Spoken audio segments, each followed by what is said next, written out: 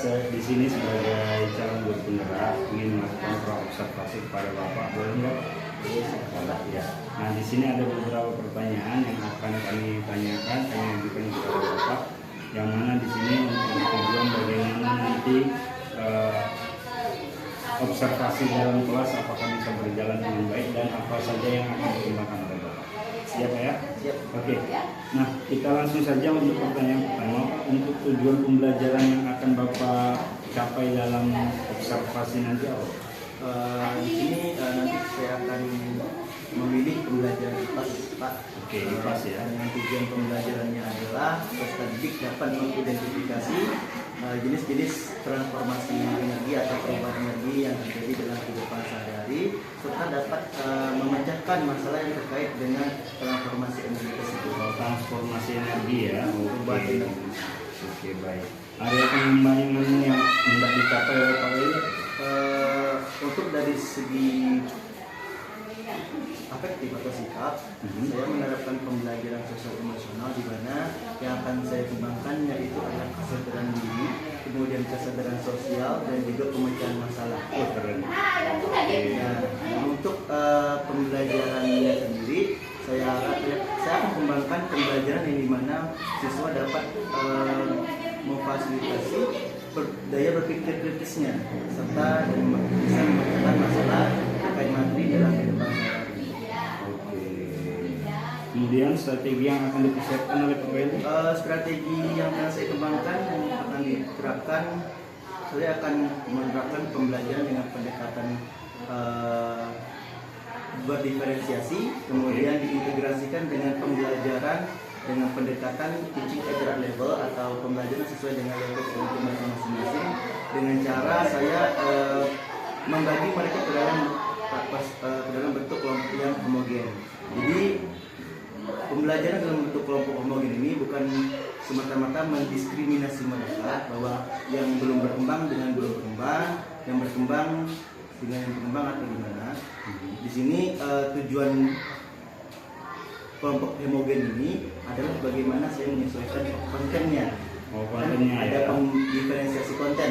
Ya. Nah, di sini akan saya sesuaikan dengan kelompok yang masing-masing agar sesuai dengan tingkatan kemampuan levelnya. Jadi jangan nantinya mereka cerita dalam pekerjaan karena kontennya sama. Jadi di sini saya menerapkan 3 pendekatan dari unsur pembelajaran berdiferensiasi, yaitu diferensiasi konten, proses dan juga produk yang berhasilkan. Oke, kemudian teaching level tadi ya, kemudian kelompok homogen ya. Kemudian metodenya dengan diskusi, kemudian kelompok dan juga pembahasan. Oke, baik kalau begitu Pak Weli, semoga nanti ketika observasi bisa berjalan dengan lancar dan semoga apa yang tujuan yang Bapak ingin capai itu bisa terlaksana dengan baik. Oke, kita nanti akan bertemu di observasi Bapak. Kemudian saya mohon izin juga nanti ketika sudah observasi kita akan berbincang lagi percakapan pasca observasi. Ya Pak ya, oke Pak ya, siap ya Pak. Oke, terima kasih Pak Weli, semoga lancar ya Pak ya. Amin. Assalamualaikum.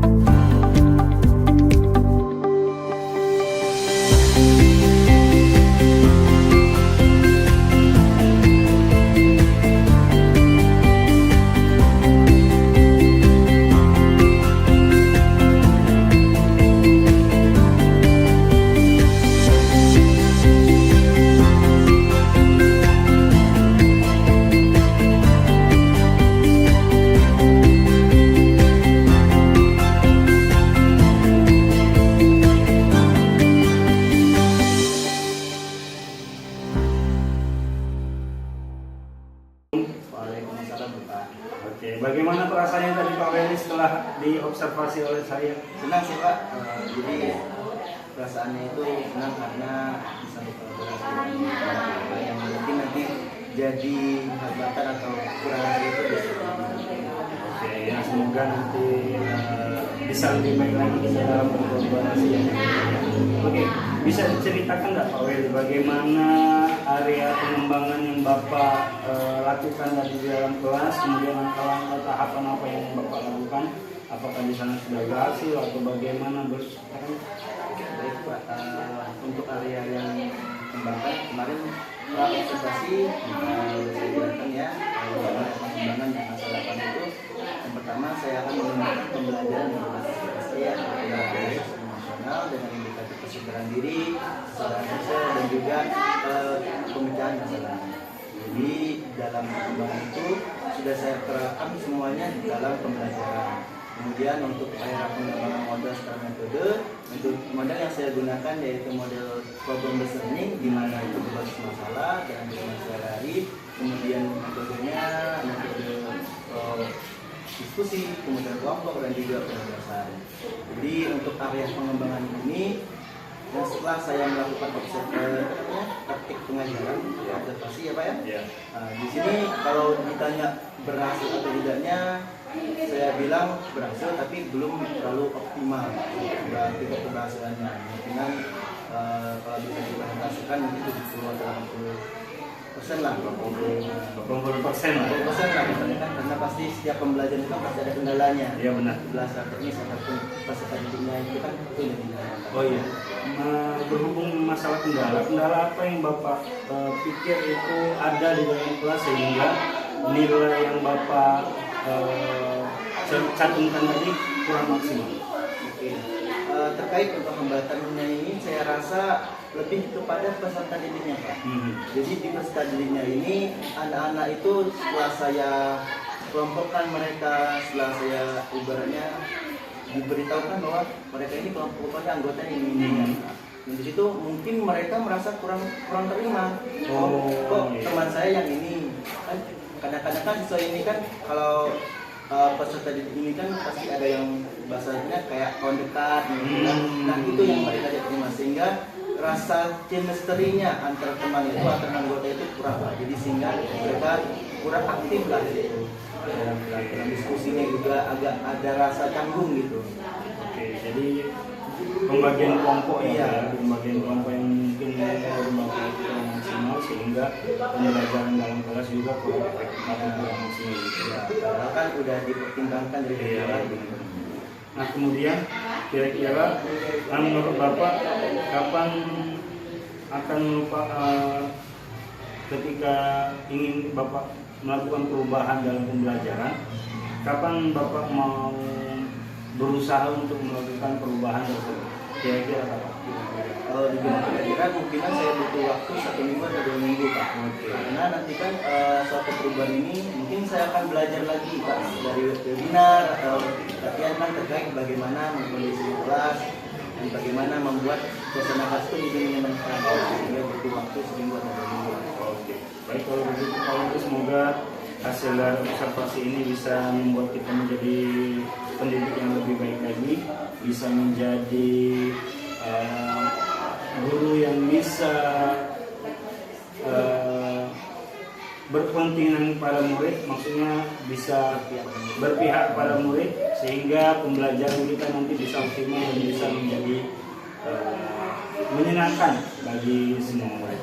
Oke, terima kasih Pak Welly. Semoga ini bisa membantu kita dalam pembelajaran dan semoga bisa menjadi lebih baik.